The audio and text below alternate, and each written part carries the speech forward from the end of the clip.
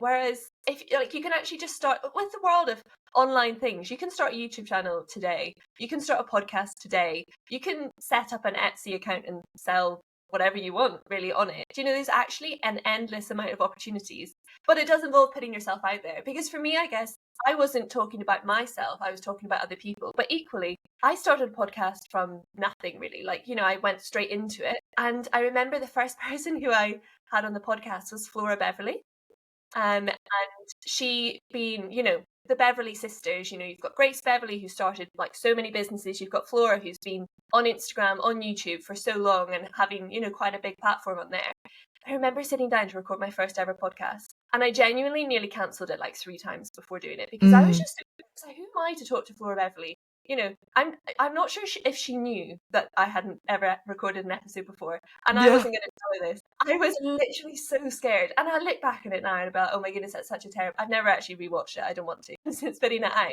But you do need to put yourself out there in a way.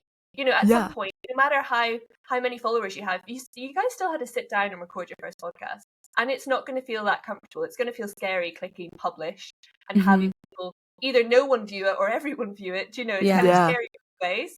And it is that putting yourself out there side that everyone seems quite scared to do, despite publicizing so much of life online. It's weird, isn't it? Yeah, I think it makes a lot of sense when you think about, like, so much of what we see online is the end product, or is like I always say, like a highlight reel or best bits. And I think it's complex expecting ourselves and others to show the bad stuff. Like, I don't know if that's necessarily right either.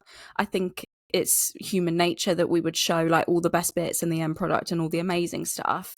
But then it does create this like weird sense that trying anything and not being at the end, at the finish line first day, is really embarrassing. When it isn't embarrassing, and actually I think I still feel this every day of my life, like I don't feel like I've got my head screwed on when it comes to trying stuff. Like I definitely feel embarrassed a lot about most things, I think.